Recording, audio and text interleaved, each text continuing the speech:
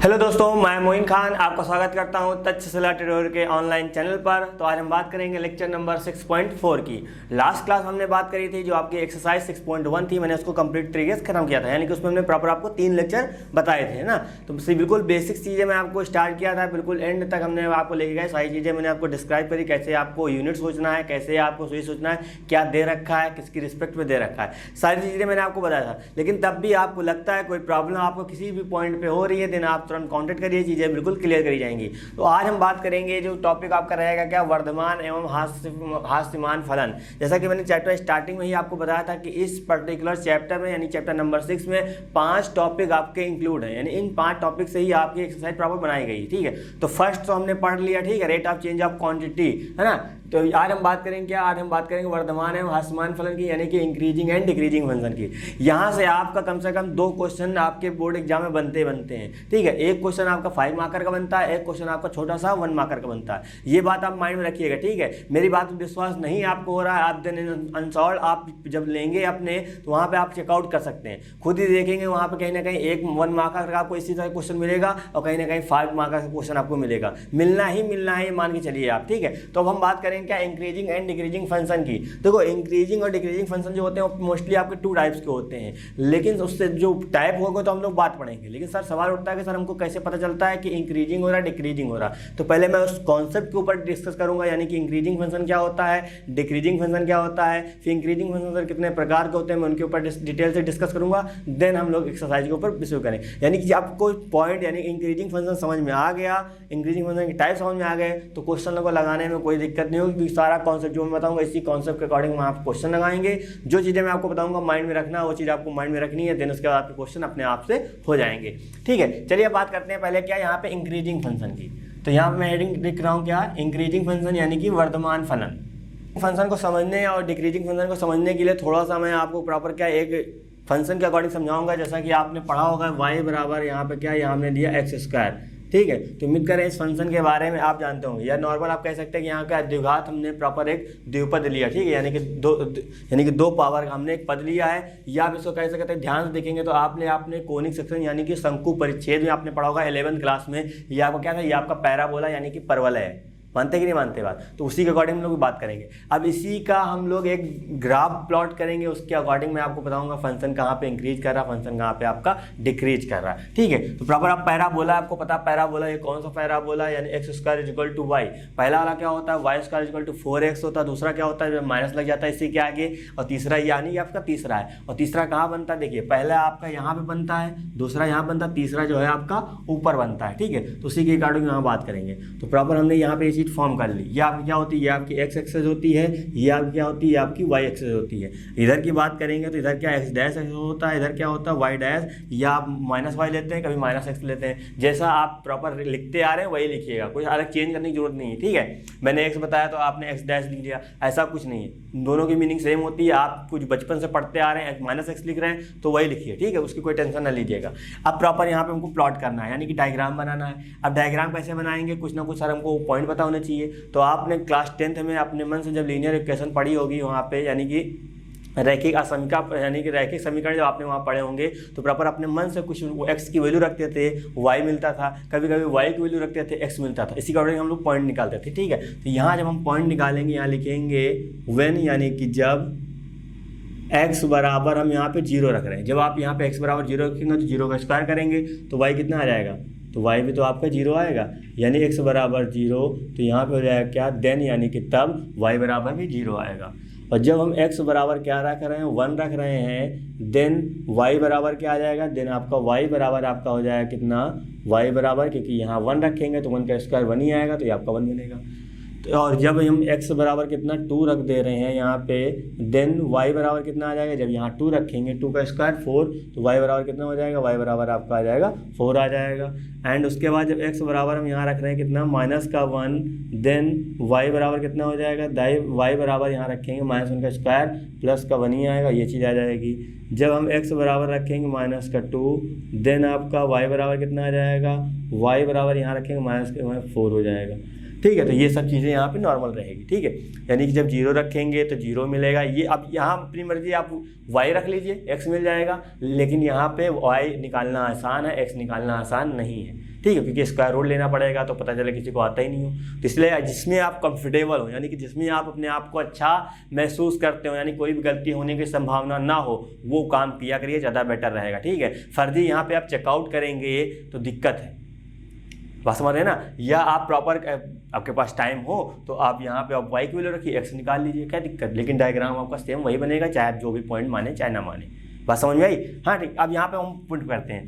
अब x की value सबसे बड़ी क्या है, देखो x की वैल्यू 0 है, 1 है, 2। सबसे बड़ी x की वैल्यू सर 2 है और सबसे छोटी x की वैल्यू कितनी है, -2 है, ठीक है। यानी कि हम इधर जाते हैं पॉजिटिव, इधर जाते हैं नेगेटिव। तो यहाँ आपको पता है यहाँ क्या होता है सर, यहाँ पे तो 0 होता है क्योंकि ये आपका मूल बिंदु होता है। इधर जाएंगे तो यहाँ पे 1 आएगा, इधर जाएंगे तो यहाँ पे 2 आएगा, ठीक है। तो ये खाने मेरे अकॉर्डिंग आपके छोटे बड़े हो सकते हैं क्योंकि यहाँ मैंने मेजरमेंट नहीं किया है, ठीक है। लेकिन आप क्या करेंगे, यहाँ जब मेजरमेंट करके बनाएंगे चीज़ें बिल्कुल क्लियर बनेंगी, है ना। लेकिन कोशिश मैं पूरी करूँगा कि प्रॉपर अच्छी तरीके से मैं आपको एक्सप्रेस करूँ, ठीक है। अब यहाँ देखिए x की वैल्यू हमने यहाँ पे पॉजिटिव लिया, अब लेकिन x की वैल्यू आपकी निगेटिव भी थी, -2। सबसे पहले इधर आएंगे कितना आएगा, यहाँ पे आएंगे -1 आ जाएगा, फिर यहाँ पे आएंगे कितना आ जाएगा, -2 आ जाएगा। ये कहानी बनेगी। अब उसी के अकॉर्डिंग देखिए y कितना है, y भी 0, तो आपको पता है यहाँ पे x भी 0 रहता है, y भी सर 0 रहता है। और सबसे बड़ी कौन सी पावर, सबसे बड़ी पावर सर 4 है x की, कोई नेगेटिव नहीं आया, यानी कि यहाँ पे कितना है, यहाँ पे 1 आया, यहाँ पे भी 1 आया, यहाँ पे भी 1 आया, यानी कि 4 आया। सबसे यहाँ 4 यानी कि सबसे बड़ी वैल्यू पावर 4 दिख रही। तो हम सबसे पहले कहाँ जाएंगे, 1 पे जाएंगे, देन हम 2 पे जाएंगे, देन हम 3 पे जाएंगे, देन हम 4 पे जाएंगे, ठीक है। तो ये आपका 4 टाइम्स हो गया जैसे है। तो उम्मीद करिए 3 चीज़ें बिल्कुल आपको समझ में आएगी। अब इन्हीं को हमको पॉइंट में रखना है। अब यहाँ सिंपल सी बात, जब हम इसको प्रॉपर अच्छे से लिखेंगे क्या आएगा, x की वैल्यू आपको पता है, आगे x लिखते हैं, बाद में क्या लिखते हैं, y लिखते हैं। यहाँ कितना आएगा, यहाँ पे आपका 1,1 आएगा, यहाँ पे कितना आएगा, यहाँ आपका 2,4 हो जाएगा, यहाँ कितना आएगा, -1,1 आ जाएगा, यहाँ कितना आएगा, -2,4 हो जाएगा। तो ये सब आपके पॉइंट यहाँ पे हैं, इनको हमको प्लॉट करना है, ठीक है। ये नोट करने की जरूरत नहीं, याद रखिएगा, ये आपको मैं केवल कॉन्सेप्ट समझा रहा हूँ, है ना। इसको ढंग से समझिए, पेन कॉपी को आप भाई बंद कर दीजिए, लेकिन थोड़ा ध्यान समझिएगा चीज़ें, तभी मज़ा आएगा, है ना। अब ये चीज़ आप समझ गए तो ये जो टॉपिक है ये वाला, ये चुटकियों में होगा।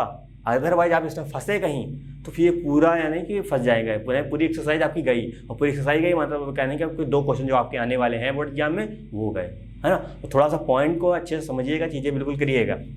अगर कोई दिक्कत होती है देन आप हमसे कॉन्टेक्ट करिएगा, चीज़ें बिल्कुल करी जाएगी। अब देखो मेन पॉइंट ये निकले। अब आपको पता है 0,0 कहाँ होता है सर, ओरिजिन यानी कि यहाँ पे होता है। चलिए ये एक ये पॉइंट हो जाएगा, ठीक, हमने ले लिया। अब आपको 1,1 यानी कि सर x पे भी 1 चल रहा है और y पे 1 चल रहा है, और x 1 पे पॉजिटिव है। देखिए x पे 1 पे यहाँ पे है, y पे 1 यहाँ पे है, दोनों आके मिलेंगे कहाँ पे, यहीं तो मिलेंगे।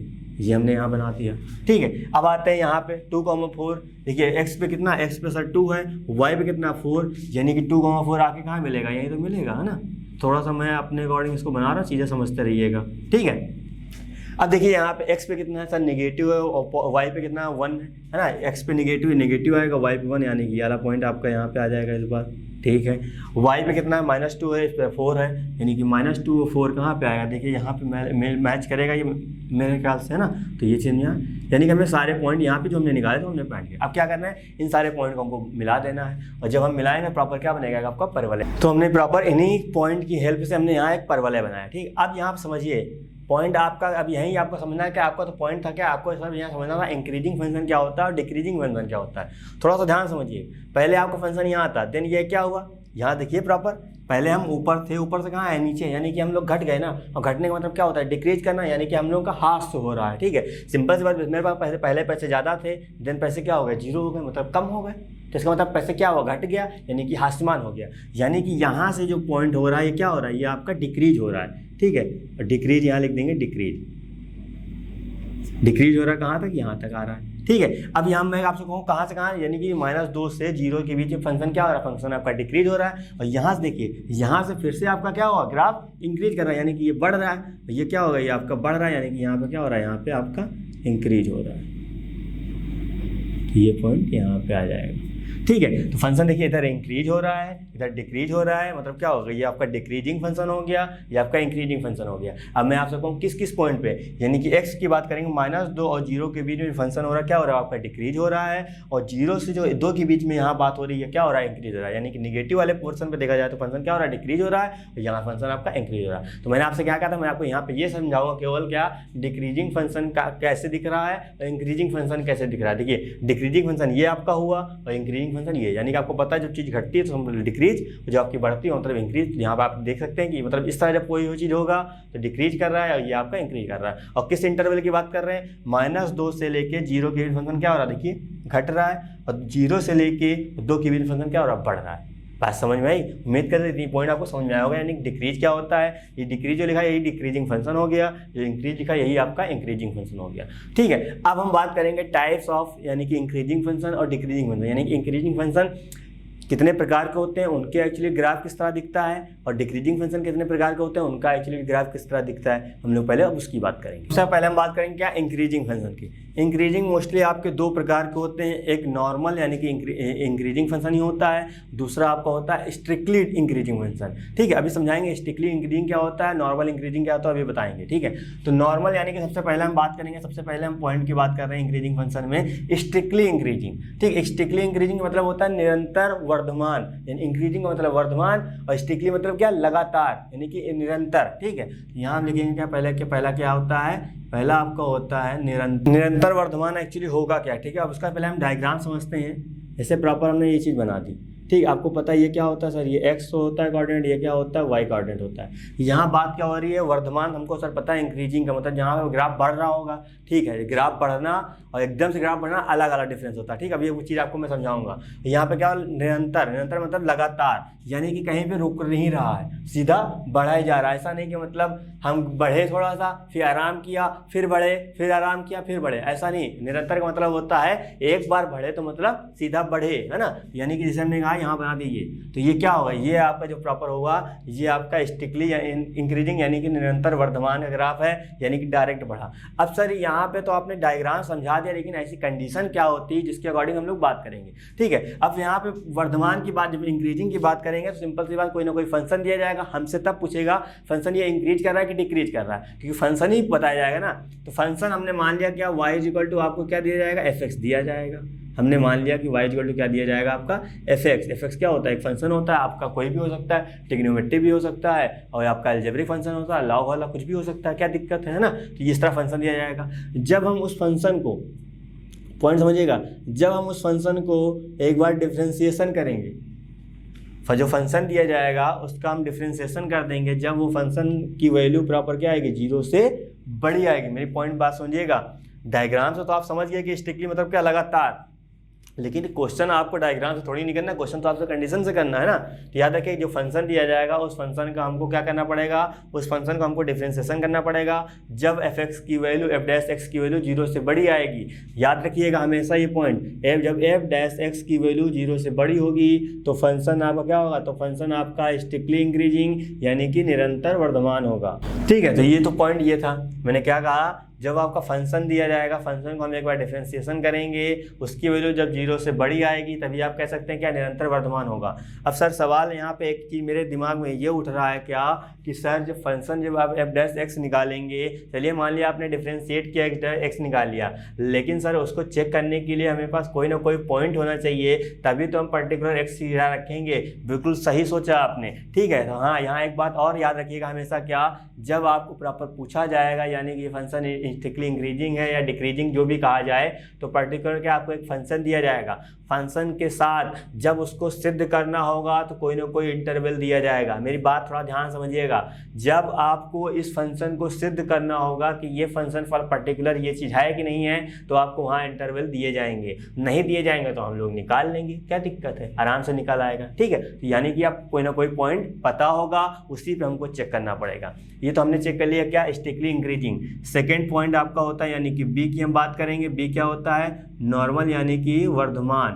ठीक है, पहला क्या होता है, निरंतर वर्धमान होता है इंक्रीजिंग फंक्शन में, दूसरा क्या होता है, वर्धमान। वर्धमान को ही हम लोग नॉर्मल कहते हैं क्या, इंक्रीजिंग कहते हैं। ठीक है, चीज़ें बिल्कुल समझते रहिएगा। अब आते हैं इसका डायग्राम पे। ठीक है, तो इसका डायग्राम भी नॉर्मल सा है, कोई दिक्कत की बात नहीं। अब यहाँ इंक्रीज कर रहा है, लेकिन ये इंक्रीज इस तरह का इंक्रीज नहीं है, ये तो लगातार बढ़ रहा है ना। ये भी आपका x हुआ, ये भी आपका हुआ, लेकिन बढ़ेगा तो ये भी। देखिए बढ़ा, लेकिन फिर से इसने आराम किया, फिर से बढ़ा, फिर से इसने आराम किया, फिर से बढ़ा, फिर से इसने आराम किया, फिर से बढ़ा, फिर से। तो ये लगातार नहीं बढ़ रहा है, पहले बढ़ रहा है, फिर आराम कर रहा है, फिर बढ़ रहा है, फिर जब इस तरह का बढ़ना होता है तो उसको हम लोग वर्धमान कहते हैं। और ये कब आपको इसे आपको प्रॉपर प्रूव करना हो तो याद रखिएगा, जो f' होगा वो हमेशा 0 से तो बड़ा होगा ही होगा और 0 के बराबर भी होगा। यहाँ पे क्या थी कंडीशन, यहाँ पे हमेशा 0 से बड़ा होगा, लेकिन यहाँ पे कंडीशन क्या होगी, f' हमेशा कभी भी आपका 0 जब 0 के बराबर आ जाएगा और 0 से बड़ी वैल्यू होगी तो हम कह सकते हैं कि वैल्यू क्या है, वो आपकी सिर्फ और सिर्फ क्या है, वर्धमान है।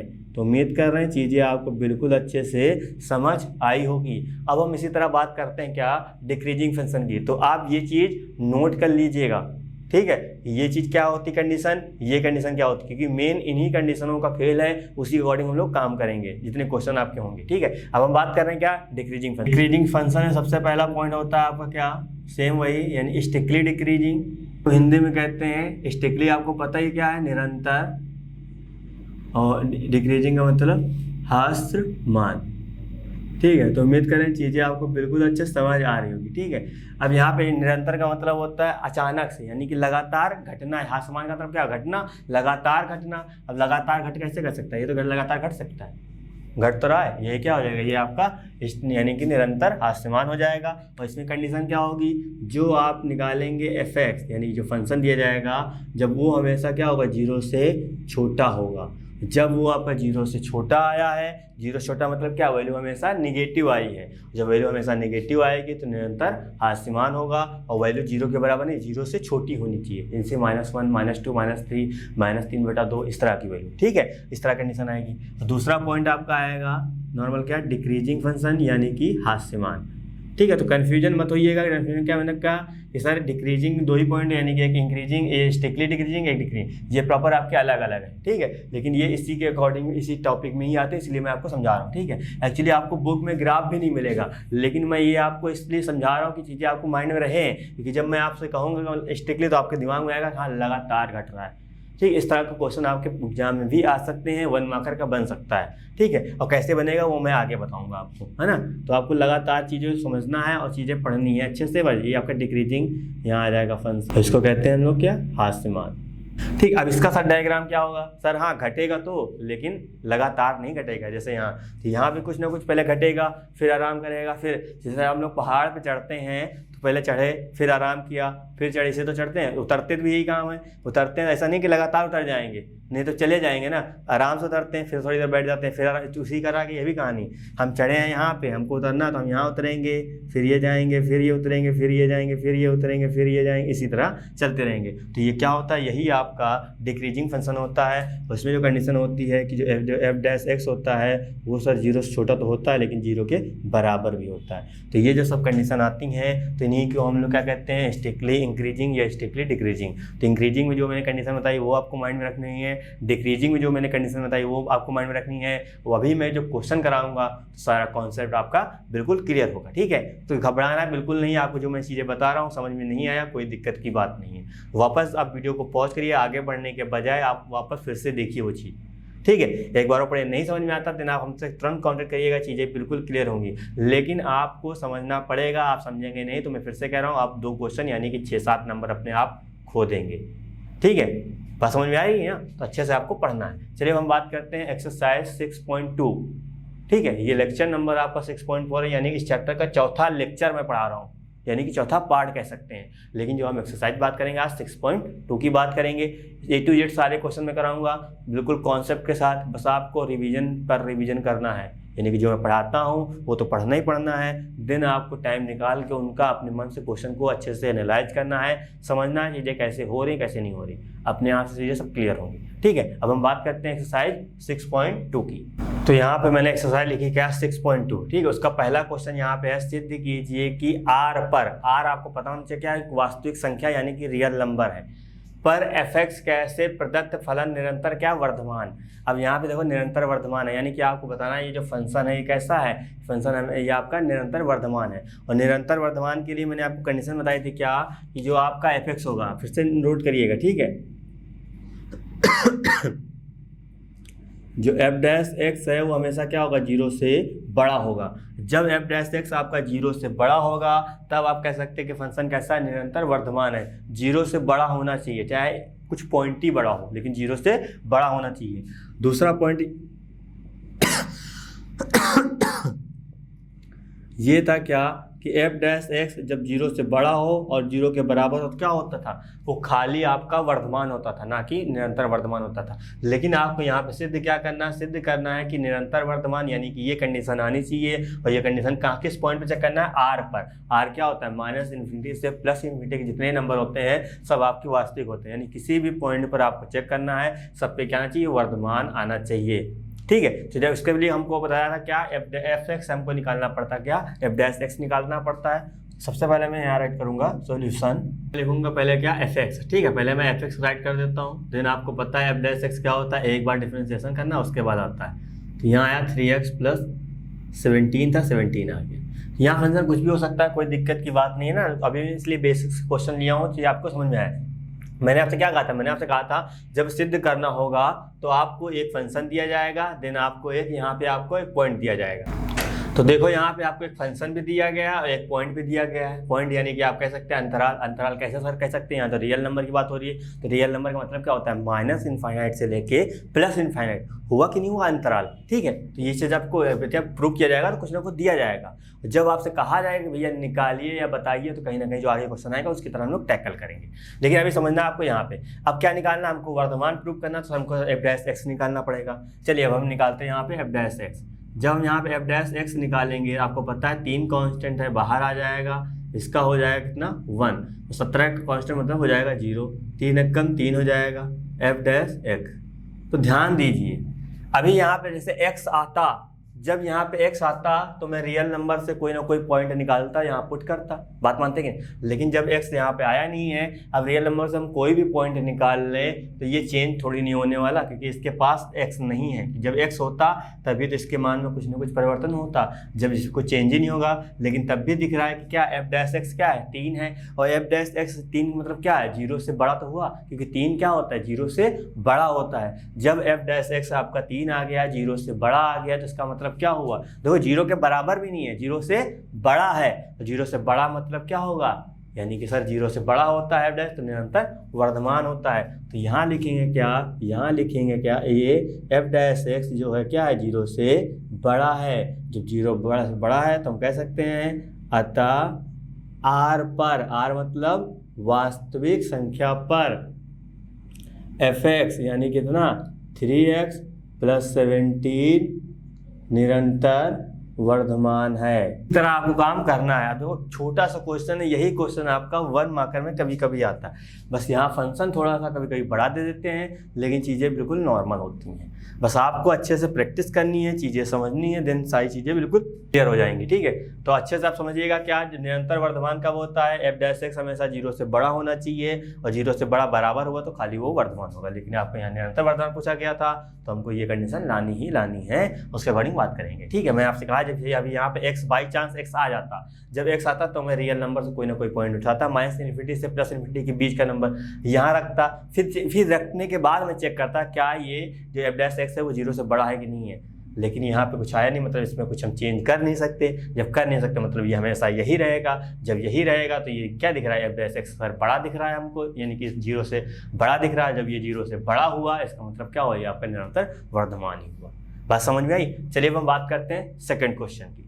यहाँ पे दूसरा क्वेश्चन लिखा है क्या, सिद्ध कीजिए r पर, देखो यहाँ भी आपका रियल नंबर आया है, fx = e⁻²x से प्रदत्त फलन निरंतर वर्धमान है। ठीक है, तो यहाँ भी हमको यही कंडीशन कहीं ना कहीं दिखानी है। जब ये कंडीशन आएगी क्योंकि प्रूव करना है, आपको पॉइंट भी दे रखा है। तो सबसे पहले क्या करते थे, आपको उम्मीद करते पता ही होगा। सबसे पहले सर हम fx लिखते थे यहाँ पे, तो चलो हम लिखेंगे fx कितना दे रखा है, e⁻²x। सर इस तरह का तो हमने डिफ्रेंसिएशन बहुत किया है, इसीलिए तो आपको सब मैंने सिखाया था, है ना। यहाँ क्या आएगा, यहाँ पे f डैश x, यहाँ आप लिखने की जरूरत नहीं है कि इसके सापेक्ष इसके सापेक्ष, क्योंकि आपको यहाँ बोला नहीं गया है ना। अब यहाँ पे हमको भी पता होगा कि ये सब चीज़ आप सीख के आए हैं। अब बार बार आपको मैं लिखने के लिए नहीं कहूँगा, ठीक है, तो कोई जरूरत नहीं। लेकिन उस चैप्टर में आपको लिखना पड़ेगा कि पर्टिकुलर वो इस चैप्टर इसी के ऊपर ही है ना। जब e की पावर 2x करेंगे तो e की पावर 2x आता है, वापस यहाँ पे करते हैं जो आगे होता है वही यहाँ पे आ जाता है। तो ये कंडीशन आ गई, ठीक है। अब हम सर इस तरह नहीं बता सकते कि मतलब ये जो वैल्यू आई हमेशा क्या, हमेशा सर 0 से बड़ी होगी या 0 से छोटी होगी, आपको तो सर चेक करवाना ही पड़ेगा। अब सिंपल सी बात देखो, यहाँ पे x आया है, अब यहाँ पे जो x आया है, अब x आया है तो इसका मतलब क्या, हम कोई ना कोई सर पॉइंट रख पाएंगे, ठीक है। जब आप यहाँ एग्जांपल के तौर पर, आपको यहाँ पे चेक करके दिखाने की जरूरत नहीं है, वो अपने आप को माइंड में रखना है, उसके बाद आपको यहाँ पे रीजन देना है बस, ठीक है। अब माइंड में क्या, अब x की वैल्यू कुछ भी मानो, रियल नंबर क्या होता है, कुछ भी हो सकता है, -∞ से +∞ होता है, ठीक है। तो हम एक वैल्यू निगेटिव चेक करेंगे, एक वैल्यू क्या करेंगे, खूब बड़ी वाली चेक करेंगे, एक वैल्यू हम लोग 0 वाली चेक कर लेंगे, क्योंकि देख सब पे निकाले ना, क्या पता 0 के बराबर आ जाए तो सर वर्धमान हो जाए, तो ये मतलब गलत दे रखा है, ठीक है। सब पे चेक करेंगे, उसको परेशान न होइएगा। हमने एक वैल्यू, क्योंकि हमको क्या, -∞ से +∞ के बीच की वैल्यू हम कुछ भी ले सकते हैं। आपको पता है, इसके बीच में जितने भी नंबर होते हैं दुनिया में, सब इनके बीच में आ जाते हैं। मानते कि नहीं मानते? बिल्कुल सर मानते। तो हमने एक वैल्यू ले ली, कितनी, -1 ले ली। हम लोग इतना लेंगे कि हाँ मेरा काम भी चल जाए और कैलकुलेशन करने में आसानी भी हो जाए। मानते कि नहीं मानते? उतना ही काम करिएगा। जैसे हमने यहाँ -1 लिया, ठीक है, ये आपको समझाने के लिए पॉइंट है। जो मैं यहाँ लिखूंगा वो आपको कल कॉपी में लिखना है, बाकी आपको समझा रहा हूँ मैं। जब x की वैल्यू हमने लिया क्या, -1 लिया, जब x की वैल्यू यहाँ पे रखेंगे 2 आएगा, a की पावर x की वैल्यू -1 क्या आएगा, -2 आ जाएगा। तो क्या इसकी वैल्यू निगेटिव हो जाएगी? नहीं होगी। याद रखिए -2 क्या पावर में है, यहाँ पे होता तो हम मान लेते, लेकिन वो पावर में है।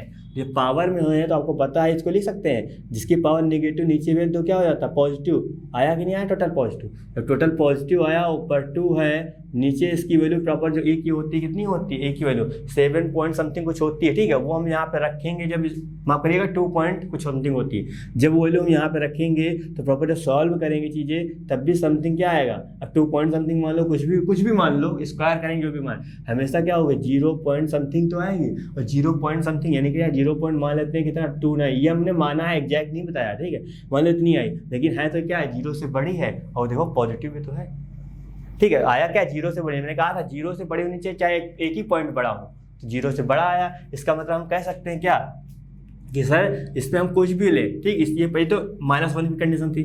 अब आते हैं, चलो हम 0 पे चेक कर लेते हैं। जब यहाँ पे रखेंगे 2 रखेंगे यहाँ, और यहाँ a की पावर 2 × 0, जब यहाँ पे देखिए 2 × 0 रखेंगे तो क्या हो जाएगा, सब यहाँ पे हो जाएगा 0।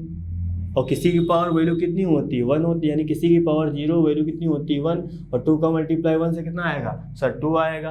तो देखो 2 दिख रहा है, 2 क्या 0 से बड़ा है कि नहीं है सर, बिल्कुल बड़ा है। तो यहाँ पे इस पे देखो 0 पे भी आ गया। इसी तरह मैंने ले लिया कितना, 1 ले लिया। जब यहाँ पे 2 a की पावर, यहाँ पे जब मैंने 1 लिया, 2 × 1 कितना आएगा, 2 ही तो आएगा। अब देखो यहाँ पे 2 है, यहाँ इसकी वैल्यू कुछ भी, हमसे क्या मतलब है, मल्टीप्लाई करेंगे तो सर प्लस ही में रहेगा, और कुछ भी आए हमेशा क्या होगा, 2 से ज़्यादा ही होगा। समझे, मान लेते हैं कितना, 4.98, और ये 4.98 भी 0 से बड़ा होता है। तो देखो सर 0 से बड़ा आ रहा है, यानी कि सब कंडीशन पे भी माइनस लिया सर तब भी, प्लस लिया तब भी, 0 लिया तब भी, हमेशा सर 0 से बड़ा आ रहा है, 0 के बराबर नहीं आ रहा, 0 से बड़ा आ रहा है। और जब 0 से सर बड़ा आ रहा है, इसका मतलब हम कह सकते हैं क्या, कि जो f' है सर वो क्या आ रहा है, 0 से बड़ा आ रहा है, ठीक है। जब 0 से बड़ा आ रहा है तो हम कह सकते हैं, अतः r पर फलन a की पावर 2x कैसा है, निरंतर, ठीक है। तो उम्मीद कर रहे थे ये चीज़ें बिल्कुल आपको समझ आई होगी थी। ये चीज़ जो थी ये आपको समझाने के लिए, नोट डाउन न करेगा बस क्वेश्चन को इतना। ये आपको क्वेश्चन मैक्सिमम जो बनता है बस 1 मार्कर का बनता है, ठीक है, इससे ज़्यादा नंबर का बनेगा भी नहीं कभी, याद रखिएगा, ठीक है, 1 मार्कर का ही बनता है, ठीक है। तो आपको उम्मीद करें थोड़ा बहुत कॉन्सेप्ट समझ में आएगा। अभी धीरे धीरे चीज़ें और क्लियर होंगी, टेंशन न लीजिएगा। अभी जब 4-5 क्वेश्चन जब इस चैप्टर के हम लोग कर लेंगे स्टार्टिंग के, तो बिल्कुल आइडिया हो जाएगा कि हाँ सर ये करना चाह रहे थे, सर वो करना चाह रहे थे, ठीक है, वो अपने आप से निकल के आएगा। चलिए हम बात करते हैं नेक्स्ट क्वेश्चन की। क्वेश्चन नंबर 3, ठीक है, लिखा है क्या, सिद्ध कीजिए कि f(x = sin x) से प्रदत्त फलन जीरो से π/2 में निरंतर वर्धमान है। ठीक, अब देखो मैंने कहा था प्रूविंग होगी, फंक्शन भी दिया जाएगा और उसका इंटरवल भी कहीं ना कहीं दिया जाएगा जब प्रूविंग होगी तो। ठीक है, जब नहीं होगी प्रूविंग तो कुछ ना कुछ और कहा जाएगा, तो हम लोग आगे बात करेंगे। अब देखो यहाँ बोला गया है कि आपको ये फंक्शन पता लगाना है कि ये 0, π/2 में क्या निरंतर वर्धमान है। तो निरंतर वर्धमान के लिए कंडीशन मैं इतनी बार लिख दूंगा कि चीज़ें आपको समझ में आ जाएंगी खुद ही। तो f' जो क्या होना चाहिए, वो हमेशा सर 0 से बड़ा होना चाहिए। जब 0 से बड़ा होगा तभी क्या होगा, तभी वो निरंतर वर्धमान होगा। और 0 के बड़ा और बराबर हो जाएगा मतलब क्या, वो आपका वर्धमान हो जाएगा। मानते हैं कि नहीं मानते सर? बिल्कुल बात मानते हैं। अब उसी अकॉर्डिंग काम करना पड़ेगा, लेकिन सेम प्रोसीजर वही है। ठीक है, इस पर्टिकुलर क्वेश्चन में 3 क्वेश्चन आपके हैं, तो यहाँ मैंने पहला पार्ट लिखा, इसके बाद मैं सेकंड कराऊंगा, उसके बाद मैं थर्ड कराऊंगा। ठीक है, तो वो पॉइंट को समझते रहिएगा। यहाँ क्या है, सबसे पहले मैं लिखूंगा f(x). अब आपको पता है कि सर वर्धमान या निरंतर वर्धमान निकालने के लिए हमको सर डैश पता होना चाहिए। ठीक है, तो यहाँ f(x) कितना आपका आया, sin x आया। अब हमको क्या निकालना पड़ेगा, अब हमको निकालना पड़ेगा f'(x) निकालना पड़ेगा। अब आपको पता है sin x का डिफरेंशिएशन कितना होता है सर, cos x होता है, तो cos x आया। अब हमको चेक करना पड़ेगा जो ये प्रॉपर f'(x) का जो प्रॉपर ये है, ये क्या 0 से बड़ा है कि छोटा है, ये हमको बताना पड़ेगा। जब ये 0 से बड़ा आएगा मतलब निरंतर वर्धमान होगा, और यही चीज़ हमको प्रूव करनी है, मतलब आएगा ही आएगा कहीं ना कहीं, बस हमको अपने लॉजिक से अकॉर्डिंग निकालना पड़ेगा। अब वो हमको यहाँ पे रीजन भी देना पड़ेगा। ठीक है, अब यहाँ पे अकॉर्डिंग समझिएगा यहाँ पे क्या चीज़ हो सकती है। और 0 से π/2 थोड़ा सा ध्यान समझिएगा, 0 से π/2 क्या होता है, पॉइंट समझिएगा। बिल्कुल जब हम बात करते हैं यहाँ पे, तो यहाँ पे क्या होता है, यहाँ पे 0 डिग्री होता है, यहाँ क्या होता है, यहाँ सर π/2 डिग्री होता है, यानी कि 90 डिग्री। मतलब क्या कह रहा है, 0 से π/2 यानी इनके बीच की बात कर रहा है। तो ये इनके बीच क्या होता है, इनके बीच सर फर्स्ट क्वाड्रेंट होता है, यानी कि प्रथम चतुर्थांश होता है। तो आपको उम्मीद करते याद होगा कि 0 से π/2 में यानी प्रथम चतुर्थांश, और प्रथम चतुर्थांश में जो 6 जो चीज़ें होती क्या, साइन, कॉस, टैन, कॉट, सेक, कोसेक, ये सारे कैसे होते हैं सर, सारे आपके धनात्मक होते हैं, यानी कि आपके पॉजिटिव होते हैं। मानते कि नहीं मानते? बात पॉजिटिव मतलब क्या, 0 से हमेशा बड़ा होता है। और क्योंकि 0 क्या होता है, ना तो पॉजिटिव होता है ना ही निगेटिव होता है। मतलब पॉजिटिव आ रहा है मतलब क्या, 0 से बड़ा आ रहा है, मतलब ये 0 से बड़ा यहाँ पे आ रहा है, इसका मतलब क्या आ रहा है, मतलब वर्धमान आ रहा है। बात समझ में आई? तो यहाँ पे हमको स्टेटमेंट क्या लिखनी पड़ेगी, क्या स्टेटमेंट लिखनी पड़ेगी, cos x प्रथम चतुर्थांश में धनात्मक होता है, फलन 0, π/2 में निरंतर वर्धमान है। ठीक है, ये आपको लिखना है, cos x प्रथम चतुर्थांश में धनात्मक होता है, इसीलिए फलन 0 से π/2 में निरंतर क्या, वर्धमान। और थोड़ा सा आप यहाँ पे कॉमा लगा के ये भी लिख दीजिएगा, जब ये धनात्मक होगा, जब ये, क्योंकि आपको पता है cos x धनात्मक होगा तो मतलब यहाँ पे 0 से बड़ी वैल्यू आएगी, और जब 0 से बड़ी आएगी तो मतलब ये कंडीशन बनेगी, और जब ये कंडीशन बनेगी तो सर ये कहीं ना कहीं होगा। तो आपको क्या लिखना है, cos x प्रथम चतुर्थांश में धनात्मक होता है, इसीलिए क्या f'(x) जो आया वो 0 से बड़ा आया है, इसीलिए हम कह सकते हैं कि फलन 0 से π/2 में निरंतर वर्तमान है। ठीक है, तो ये सब आपके कॉन्फिडेंस यानी सोच के ऊपर डिपेंड करता है। तो जो चीज़ यहाँ पे देखो हमने आपको बताई थी, बस वही स्टेटमेंट लिख दी। बात समझ रहे हैं? चलिए हम बात करते हैं इसके सेकंड पार्ट की। इसका देखो सेकंड पार्ट यहाँ लिखा गया π/2 से π/2 से π यानी कि π/2 ये हुआ, और π मतलब 180 हुआ, मतलब हम यहाँ पे बात कर रहे हैं। ठीक है, तो बस पॉइंट समझते रहिएगा। मैं हास्यमान आपको बताना, हास्यमान मतलब क्या होता है, मैंने आपसे कहा था हास्यमान मतलब निरंतर हास्यमान है। ठीक है, तो निरंतर हास्यमान के मैंने बताया था जो f'(x) होगा वो 0 से क्या होगा, 0 से छोटा होगा, मतलब जो भी वैल्यू f'(x) की आएगी वो निगेटिव आएगी। मानते कि नहीं मानते? हाँ सर बिल्कुल मानते हैं। तो अब देखिए यहाँ π/2 सबसे पहले क्या करना पड़ेगा, इसका तो हमको प्रॉपर फंक्शन जो है उसको तो हमको ऐसे राइट करना पड़ेगा, कितना, यहाँ पे आपका दे रखा है sin x, तो ये आपका ये sin x रहेगा। हमको निकालना क्या है, डैश निकालना, तो f'(x) हो जाएगा कितना, यहाँ पे हो जाएगा। अब sin x कितना होता है डिफरेंशिएशन, सर cos x होता है, यानी कि अब हमको cos x को चेक करना पड़ेगा कहाँ, यहाँ नहीं चेक करना पड़ेगा, क्योंकि यहाँ 0 से π/2 नहीं बोला गया, यहाँ क्या बोला गया, यहाँ हमको इसमें से π/2 से π यानी इसमें चेक करना पड़ेगा। और आपको पता है cos x इसमें, क्योंकि हमको f'(x) की प्रकृति चेक करना है कैसा है, तो f'(x) की cos x के बराबर है, तो cos x जैसा होगा वैसे ही तो f'(x) होगा। तो cos x को निकालना आसान है, तो cos x यहाँ पे क्योंकि 0 π/2 से π के बीच में यहाँ पे मतलब आ जाएगा। आपको ये मतलब पता है क्या, सेकेंड क्वाड्रेंट होता है, और सेकेंड क्वाड्रेंट में cos x कैसा होता है, वो आपका निगेटिव होता है, यानी कि ऋणात्मक होता है। तो जब ऋणात्मक आएगा ये, तो ये भी सर ऋणात्मक आएगा, इसका मतलब क्या हो गया, इसका मतलब सर ये वैल्यू 0 से छोटी आएगी। जब सर 0 से छोटी हो आएगी तो मतलब क्या हो जाएगा, निरंतर हास्यमान हो जाएगा। तो यहाँ पे क्या लिखना है, यहाँ पे लाइन आपको मेंशन करनी है क्या, cos x द्वितीय चतुर्थांश में ऋणात्मक होता है, क्या हो जाएगा, इसीलिए एफ डैश एक्स क्या होगा, 0 से छोटा होगा। ठीक है, उसके बाद आप जस्ट इसके बाद यहाँ लिखिएगा, इसीलिए फलन π/2 से पाई में निरंतर हास्यमान। बस आपको जो पॉइंट समझा रहा हूँ, चीज़ें जिस तरह कर रहा हूँ, बस इसी तरह सभी क्वेश्चन को आपको टैकल करना है, कुछ अलग नहीं लगाना है। ठीक है, एक्सपेंशन डैश निकाला, फिर देखा जो कंडीशन दे रखी है उसी कंडीशन के अकॉर्डिंग देखा कि क्या मतलब मसला चल रहा है, सब ठीक ठाक है, उसी अकॉर्डिंग आपको लिख देना। ठीक है, तो आपके सामने रहा, मैंने आपसे कहा था जब 0 से छोटा होगा एफ डैश एक्स मतलब निरंतर हास्यमान होगा, वही आपको प्रूव करना था, ये चीज़ हो गई। अब थर्ड पॉइंट पे हम लोग आते हैं, सी पोर्शन दिखाया गया है 0 से पाई में ना तो वर्धमान है ना ही हास्यमान है। ठीक, अब 0 से पाई का मतलब, कहने का मतलब क्या है, 0 यहाँ है, पाई यहाँ, यानी कि टोटल की बात हो रही है, यहाँ से लेके यहाँ तक। ठीक है, तो आप खुद ही समझ जाते हैं, बोला क्या है, 0 से पाई के बीच में फंक्शन ना तो हास्यमान ना ही वर्धमान। तो अब थोड़ा सा ध्यान समझिएगा, पहले पोर्शन हमने क्या बात करी थी, जो हमने बात करी 0 से π/2 में, तो 0 से π/2 में फंक्शन क्या आया था, देखो एक बार बढ़ रहा था, 0 से π/2 में एक बार फंक्शन क्या हो रहा है, देखो यहाँ से यहाँ जा रहा है, मतलब क्या हो रहा है, बढ़ ही तो रहा है। उसके बाद क्या हो रहा है, π/2 से पाई के बीच में, π/2 से पाई के बीच में बात करेंगे तो फंक्शन यहाँ से यहाँ आ रहा है, मतलब क्या, फंक्शन यहाँ पे घट रहा है। और फंक्शन 0 से पाई में क्या हो रहा है, 0 से पाई में मतलब पहले बढ़ रहा है सर, फिर देन घट रहा है, क्योंकि हम जब यहाँ से यहाँ तक बात करी थी तो हमने क्या देखा था, हमने देखा फंक्शन बढ़ रहा है। उसके बाद मैंने यहाँ से यहाँ तक बात करी, फंक्शन यहाँ पे क्या है, ये घट रहा है। देखिए यहाँ इसमें 0 से पाई में फंक्शन क्या है, निरंतर वर्धमान, यानी कि फंक्शन बढ़ रहा था, यहाँ पे निरंतर हास्यमान यानी फंक्शन घट रहा है। और मतलब 0 से पाई में क्या हो रहा है, 0 से पाई में एक बार बढ़ रहा है और एक बार घट रहा है। याद रखिएगा, जब फंक्शन एक बार बढ़े और एक बार घटे तो फंक्शन ना तो वहाँ पे वर्धमान होता है ना ही हास्यमान होता है, क्योंकि यहाँ फंक्शन धनात्मक होगा, यहाँ फंक्शन ऋणात्मक होगा, और एक ही फंक्शन दो बार मतलब क्या, एक बार धनात्मक हो जाए ऋणात्मक हो जाए, ऐसा नहीं हो सकता। ठीक है, तो वह फंक्शन या तो वर्धमान होगा ना ही हास्यमान होगा, ये चीज़ आपको प्रूव करना है। ठीक है, तो अब इस क्वेश्चन के अकॉर्डिंग लिखेंगे क्या, वो चीज़ समझिए। यहाँ पे ये जो डायग्राम है बताइए आपको समझाने के लिए, ठीक है, इसको मेंशन ना करिएगा, है ना। अब जहाँ चाहो तो मैं या तो रिमूव कर सकता हूँ, लेकिन थोड़ा सा मैं समझा दूँ, उसके बाद आपको मैं रिमूव कर दूंगा। तो यहाँ क्या लिखा है, एफ एक्स कितना है, यहाँ पे sin x है, हमने राइट कर। अब यहाँ डबल डैश नहीं निकालना है, क्योंकि आप यहाँ पे देख सकते हैं क्या, जब हमने यहाँ पे 0 से π/2 की बात करी, क्योंकि यहाँ पे देखो 0 से पाई में जब जाएंगे तो सबसे पहले हमको 0 से π/2 में जाना पड़ेगा, π/2 से पाई में जाना पड़ेगा। ठीक है, तो यहाँ लिखना पड़ेगा क्या, चूंकि देखते हैं कि 0 से π/2 में एफ डैश एक्स क्या आया था, 0 से बड़ा आया, तथा π/2 से पाई में एफ डैश एक्स 0 से छोटा है।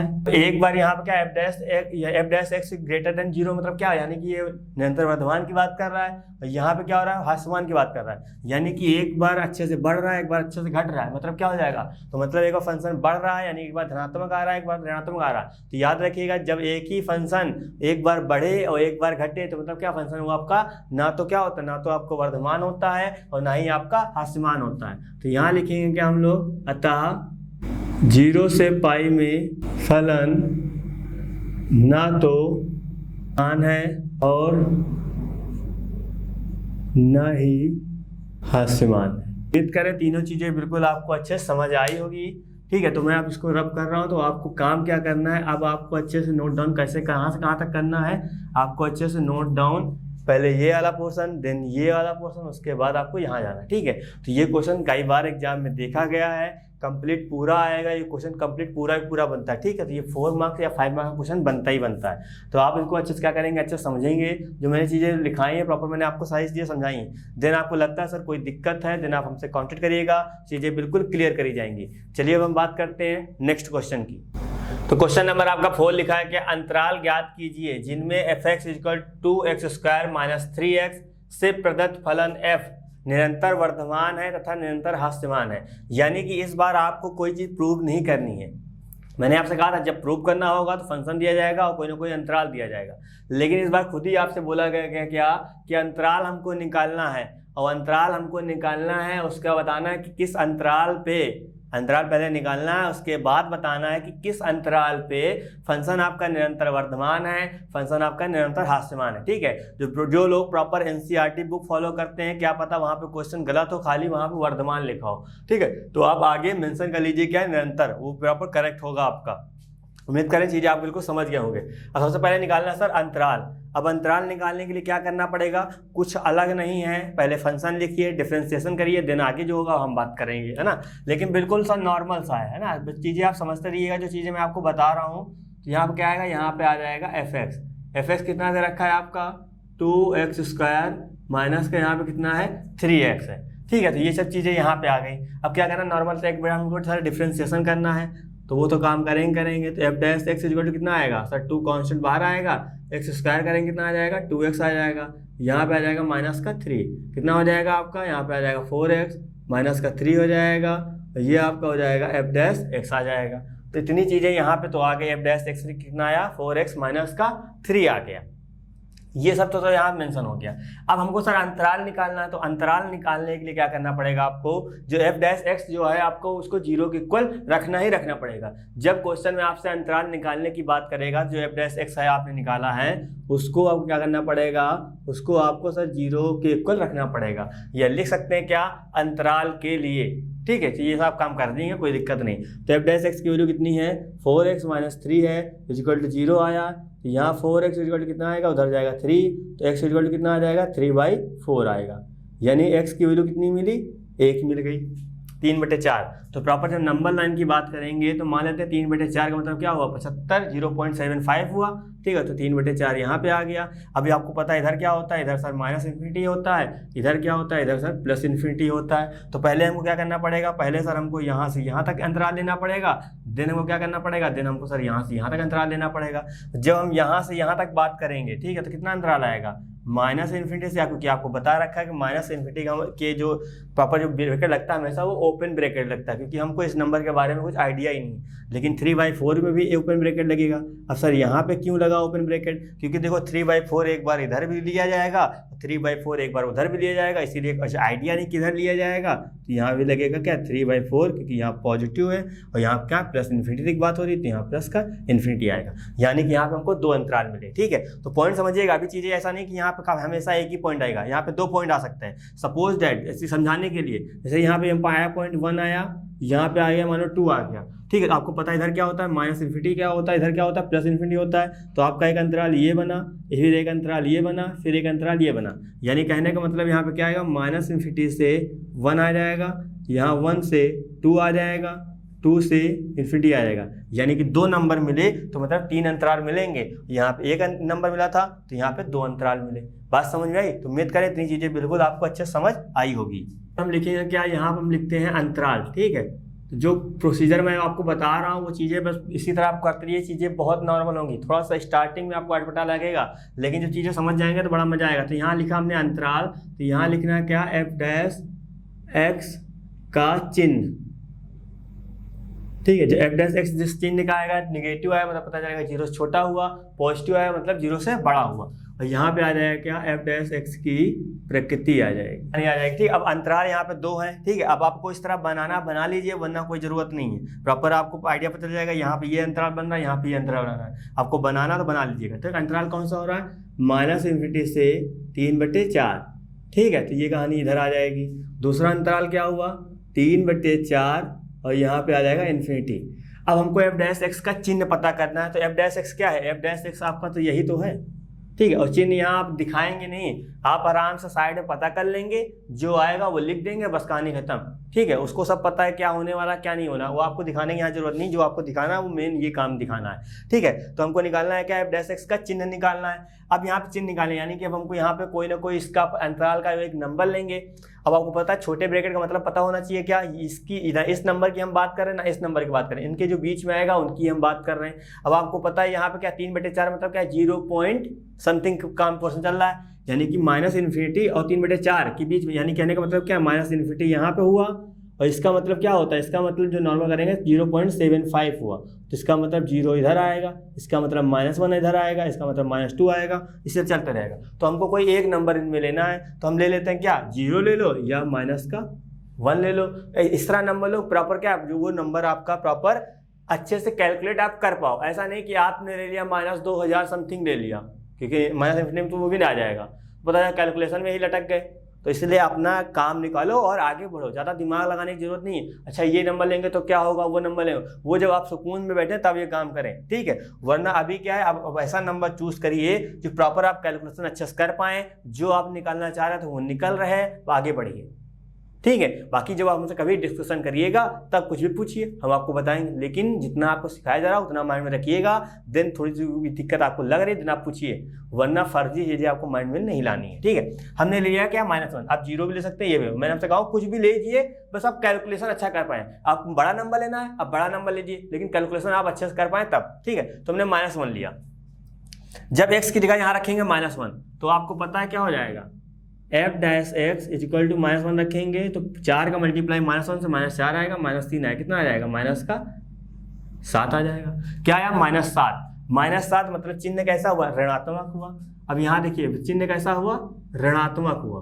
और -7 क्या होता है, 0 से छोटा के बड़ा होता है, 0 से छोटा होता है, और 0 से छोटा हुआ मतलब क्या हुआ, 0 से छोटा मतलब निरंतर हास्यमान, तो क्या आ जाएगा, निरंतर आ जाएगा, ठीक है। तो ये तो कहानी यहाँ पे हो गई। अब निकालते हैं हम इसकी बात करते हैं, इसका मतलब क्या हुआ, इसका मतलब सर हुआ 3/4 यानी कि 0.75, और यहाँ प्लस का इन्फिनिटी क्या आएगा, इधर सर 1 आएगा, इधर 2 आएगा, इधर 3, जितना पॉजिटिव नंबर, तो हम लोग सर 1 ले लें, ज़्यादा अच्छा रहेगा। 2 लेना 2 ले लो, जो भी लेना हो इसके बीच का नंबर लेना, ठीक है। तो 1 ले लिया, 1 रखेंगे कितना आएगा, 4 × 4 -3 करेंगे 1 ही तो आएगा, और 1 प्लस का 1 आया मतलब धनात्मक आया है, तो यहाँ क्या आ जाएगा, धनात्मक। और आपको पता है कि धनात्मक कैसा होता है, 0 से सर बड़ा होता है, और जब 0 से बड़ा होता है मतलब क्या आएगा, निरंतर, क्या आएगा, निरंतर वर्धमान आएगा, ठीक है। तो यहाँ लिख देंगे क्या, निरंतर वर्धमान। तो उम्मीद करें ये चीजें बिल्कुल समझ आई होगी, ठीक है। तो अब यहाँ पे हम लिख देंगे क्या, अतः फलन, फलन यानी कि हम इसकी बात कर रहे हैं, अतः फलन -∞ 3/4 पर निरंतर, कैसा है, -∞ 3/4 पर निरंतर, तथा 3/4 निरंतर वर्धमान है, ठीक है। तो इसी तरह आपको क्वेश्चन करना है, यानी कि आपको इंटरवल पहले निकालना है, देन आपको देखना है ये काम। और ये अब इस तरह जरूरी नहीं कि बस ये खत्म, अभी इस तरह हम क्वेश्चन बहुत सारे करेंगे।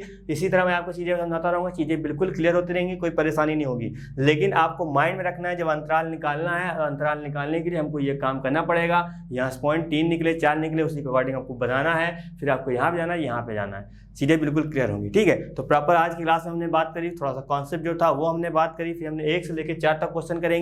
नेक्स्ट क्लास हम लोग इसी के आगे प्रोसीड करेंगे, ठीक है। तो इस वीडियो से संबंधित नोट्स प्राप्त करने के लिए डिस्क्रिप्शन में दिए गए लिंक पर क्लिक करें। तो दोस्तों आज के लिए बस इतना ही, मिलते हैं नेक्स्ट क्लास में, धन्यवाद।